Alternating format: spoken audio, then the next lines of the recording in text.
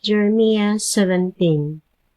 Nag-ingon ang Ginoo, katawhan sa Juda, gisulat na ang inyong mga sala pinaagi sa puthaw nga pluma.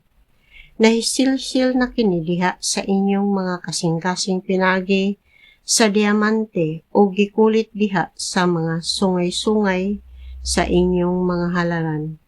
Wala kamo malimot sa inyong mga anak, sama nga wala kamo malimot sa mga halaran o sa mga sagradong haligi nga gitarok alang sa Diyosa nga si Asera tupad sa matagbuhing kahoy diha sa kabungturan o sa kabukiran.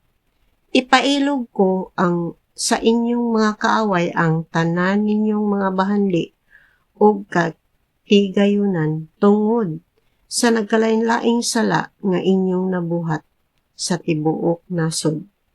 Talikdan ninyo ang yuta nga gihatag ko kaninyo.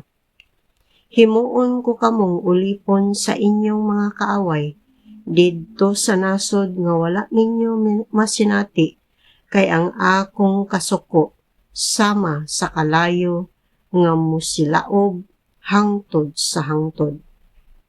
Nag-ingon ang Ginoo, silutan ko ang tao nga mutalikod kanako, ug mosalig hinuon sa mga tao ug sa kusog sa tao. Sama siya sa usa ka sampinit sa deserto nga nagtubo sa ugang yuta ug sa yuta nga parat diin walay laing tanom nga moturok, wala gayoy maayo nga maangkon niya. Apan panalanginan ko ang tao nga mosalig kanako, may sama siya sa kahoy duol sa tubig, mukuyanap ang mga gamot niini ngadto sa sapa. Dili siya mabalaka kunting init na, kay dili malawos ang iyang mga dahon. Kung dili muulan, dili gihapon siya mabalaka, ug magsigi siyag pamunga. Kinsa may makatukib sa kasing-kasing sa tao? Walay mulabaw niining kamalimbungon ug labihan kini kadautan. Ako ang Ginoo nagsusi sa una-una o nag-usisa sa kasing-kasing sa tao. Gantihan ko ang tao sumala sa iyang binuhatan ug sa iyang pagkinabuhi. Ang tao nga nakasapi pinaagi sa limbong, sama sa langgam nga naglumlum sa itlog nga dili iya. Bisan batan-on pa siya, mawala na kaniya ang iyang bahandi, ug sa katapusan mahimo siyang buang-buang. Sama sa mahimayaong trono ang atong templo, nga sukad sa sinugdan nagbarog sa tumoy sa taas nga bukid. Ang paglaom sa Israel mao ang Ginoo, maulawan gayud ang tanan nga mobiya kaniya, mangahanaw silang tanan, sama sa ngalan nga gisulat diha sa bunbun. Kay biya man sila sa Ginoo, ang tinubdan sa tubig nga naghatag og kinabuhi. O Ginoo, ayuha ako aron mamaayo ako sa hingpit. Luwasa ako aron mahilikay ako sa kadaot. Ikaw ang akong gidayeg. Nag-ingon ang katawhan kanako, hain naman ang mga hulga sa Ginoo kanamo, ipabuhat na niya karon dayon. Apan Ginoo, wala ko ikaw sugyoti sa pagpahamtang kanila sa katalagman. Wala ako mangandoy nga magkalisod-lisod unta sila. Nasayod ka niini ug nasayod ka sa akong gisulti. Ayaw intawon ako lisanga, ikaw ang akong dalangpanan panahon sa kalisod. Akaulawi kadtong naglutos kanako, apan ilikay ako sa kaulawan. Lisanga sila apan ayaw intawon ako lisanga. Ipahamtang kanila ang katalagman ug dugmo-ka sila. Kiingnan ako sa Ginoo. Jeremias, lakaw og tindog didto sa ganghaan nga ginganlag ganghaan sa mga tao diin adto mosulod ug mugula ang mga hari sa Juda ug unya ngadto usab sa ubang mga ganghaan sa Jerusalem.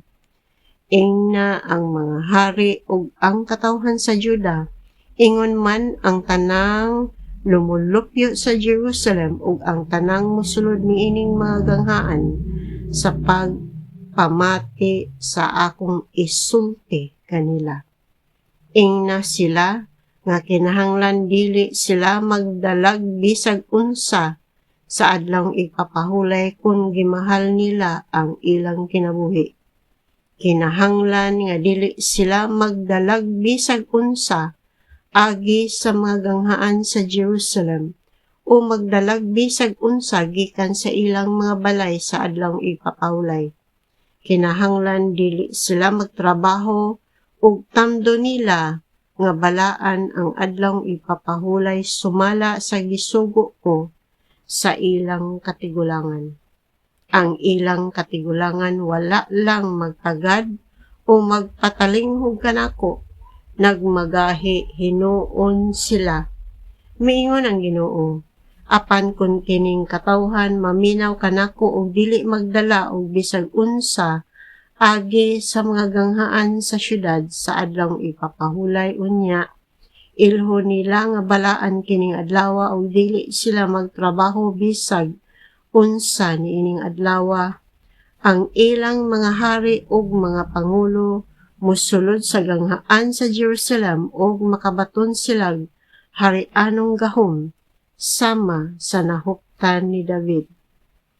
Ug uban sa katawhan sa Juda o sa Jerusalem, magsakay sila sa mga karwahe ug magkabayo ug mapuno sa mataw ang Jerusalem hangtod sa hangtod. Muanha sa Jerusalem ang katawhan gikan sa kalungsuran sa Juda ug sa kabalangayan nga kasikbit sa Jerusalem. Muanha ang katawhan gikan sa yuta sa Benjamin, gikan sa kabungturan, sa kabukiran o gikan sa Negev. Magdala silag mga halad nga mananap aron sunugon ug uban pang mga gasa, mga halad nga uhay ug mga insenso ug mga halad sa pasalamat didto sa akong templo. Apan kinahanglan nga motuman sila kanako ug tamdo nila ang adlawng ipapahulay ingon nga balaang adlaw ug dili sila magdalag bisag unsa agi sa maganghaan sa Jerusalem sa maong adlaw. Kay kung dili nila kini tumanon, sunugon ko ang mga ganghaan sa Jerusalem lakip ang mga palasyo niini o walay bisan kinsa nga makapalong niini.